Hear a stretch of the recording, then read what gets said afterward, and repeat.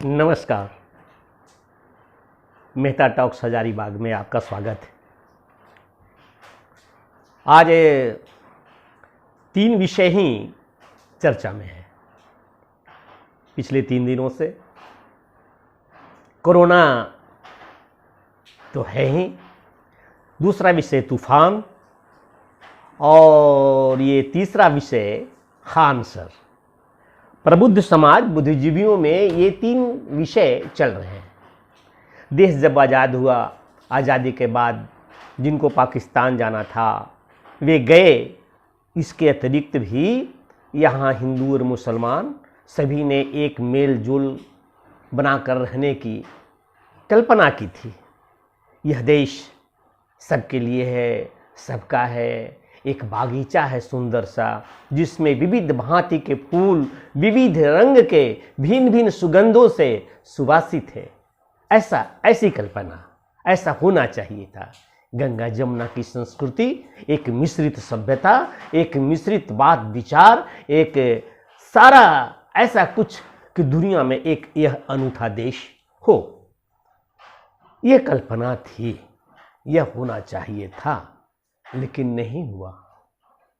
जो लोग पाकिस्तान के लिए अपना वोट किया था वे पाकिस्तान नहीं जाकर अपना मंतव्य स्पष्ट कर दिया था यहाँ रहकर कि उन्हें कुछ और चाहिए, उन्हें कुछ और करना है। तो इस स्थिति में क्या बन सकता है? अच्छे लोगों की यहाँ कमी नहीं है जिन्होंने पाकिस्तान के लिए वोट नहीं दिया, या पाकिस्तान के लिए वोट दिया भी लेकिन यहाँ रह गए। वैसे में भी अच्छे लोग हैं, लेकिन बनता क्या है? सही है, यदि टोकरे में 1 ही 2 आम सड़ा हुआ हो और पूरा आम अच्छे हो तो वो सड़ा हुआ आम ही पूरे टोकरे के भरे हुए आम को प्रभावित करता है और सबको सड़ा देता है। सड़ रहे, लेकिन ऐसा कभी नहीं हुआ है कि टोकरे में भरे हुए अच्छे अच्छे आम एक सड़े आम को वो ठीक कर दे, अपने जैसा पुष्ट बना दे, स्वादिष्ट बना दे, स्वस्थ बना दे। ऐसा नहीं कर सकता। तो यह स्थिति है मुस्लिम समाज में। अच्छे भी हैं, लेकिन सड़े आमों के वजह से षडांध पूरे समाज में गूंजता है। फिर भी कुछ लोग अपने को बचाए हुए हैं। आज मामला खान सर का है। खान सर ने क्यों नहीं खुल करके, खान सर का क्या नाम है, क्या नाम होना चाहिए, इससे कोई अर्थ नहीं है। खान सर ने क्यों फिलिस्तीन का समर्थन नहीं किया? खान सर ने पंचर पुत्र क्यों कह दिया? 18-20 बच्चे पैदा करने वाला शब्द क्यों कहे? खान सर ने इसका स्पष्टीकरण दिया है, कहा है कि किन संदर्भों में ऐसी बात कही गई है। लेकिन अपने यहाँ मुस्लिम कट्टरवाद इस तरह से हावी है कि सड़ा आम सड़ांध इतनी गमक फैला रहा है। वो कह रहे हैं कि नहीं भाई, हम सड़े हैं तो तुम भी सड़ो। खान सर के चुने चुने वीडियो के वो क्लिप बिना संदर्भ के प्रस्तुत करके लोगों को भड़काने में है। बहनों और भाइयों, हिंदू और मुसलमानों, इनसे समझने का प्रयत्न कीजिए। कोई क्या है यह महत्व नहीं रखता है, उनके विचार क्या है। लेकिन पढ़े लिखे लोग भी, ठीक है, आप कहते हैं कि अनपढ़ हो, जाहिल गंवारों में उस तरह की बात होती है, ऐसी बात नहीं है। जाहिल गंवार में भी बहुत अच्छे अच्छे मुसलमान हैं, उनकी सोच बहुत अच्छी है।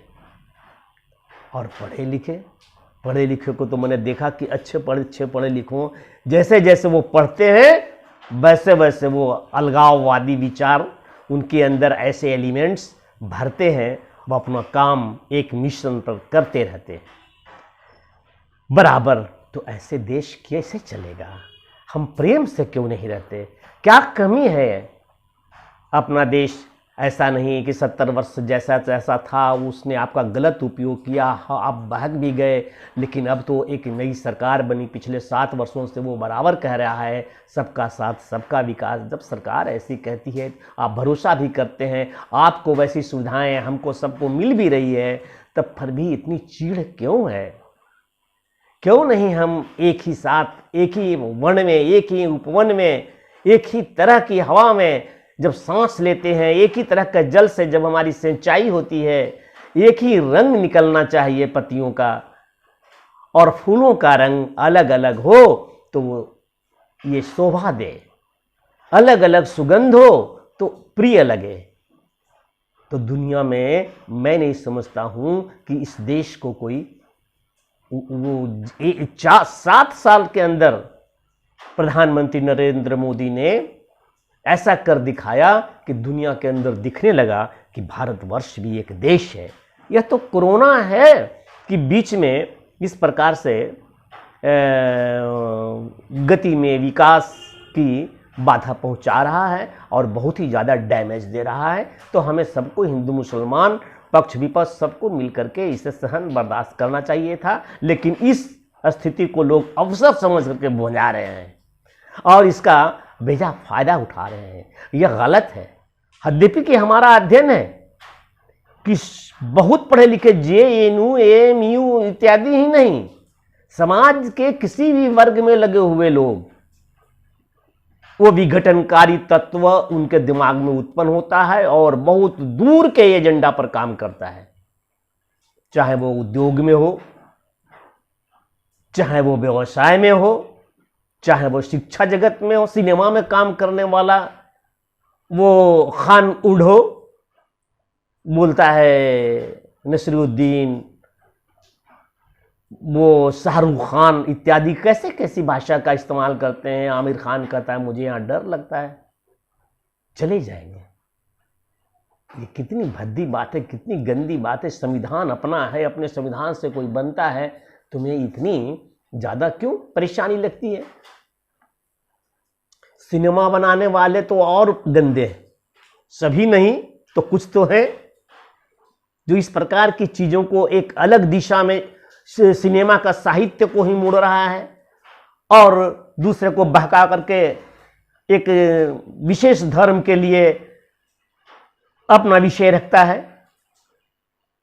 छोड़िए इधर के दिनों में 1975-76 में 15 अगस्त 1975 को फिल्म रिलीज हुई थी शोले।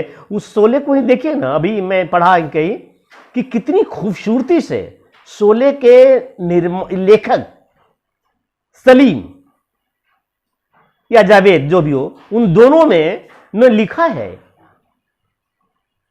कि गांव का ठाकुर, उसके दोनों हाथ कट जाते हैं, गब्बर सिंह आकर काट देता है एक छोटी सी लड़ाई में और दोनों हाथ काट देता है। तो गांव वालों जो हिंदू बहुल है गांव, उसमें एक भी आवाज किसी की नहीं उठती है गब्बर के विरुद्ध। किसी को गुस्सा नहीं आता कि ठाकुर के दोनों हाथ काट दिए गए।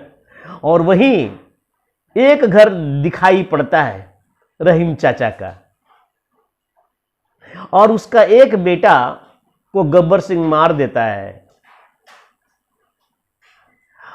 और उस बेटे के मरने पर वही गांव के सारे हिंदू बहुल हिंदू यह क्रोधित होते हैं कि वो गांव में तुम क्यों लाया है ये वीरू और जय को, इसको भगाओ। इसके वजह से ही गब्बर सिंह ने इस प्रकार की घटना का अंजाम दिया है। और जो रक्षा करने आया है उसी को भगाने का षड्यंत्र। जो रक्षा करने आया है वो कैसे भागेगा? आखिर उस रहीम चाचा के बेटे को तो जा रहा था कहीं वो बीड़ी के कारखाने में काम करने के लिए भोपाल, तो फिर उसको क्यों मारना? गब्बर सिंह ने इसलिए मारा था कि इसको मारेंगे, लेखक ने दिखाना चाहा इसको मारेंगे और गांव वाले को ऐसा करवा के दिखाएंगे कि जो जय और वीरू आया है इस हिफाजत के लिए दुष्ट शक्तियों के खिलाफ, आश्रित शक्तियों के विरुद्ध में, उसके विरोध में हवा उड़ाएंगे उन्हीं हिंदुओं के द्वारा। ये कब होगा? जब कोई मुसलमान का बच्चा मरेगा। ठाकुर के हाथ कट गए तब नहीं, तब सभी मौन है। तो बहनों और भाइयों, आप जागिए, समझिए, और हम सभी मिलकर रहें, विशेषकर मुसलमान भाई। हिंदू तो बराबर आपके साथ कंधा से कंधा मिलाकर चलते हैं, चल ही रहे हैं। आप भी 2 कदम आओ और सब मिलकर रहो, इसमें सबकी भलाई है, आपकी भी, इस देश की भी। नमस्कार। एक बात और, आप सब्सक्राइब कीजिए, लाइक कीजिए, कुछ कमेंट्स भी दीजिए, और सब्सक्राइब करने के साथ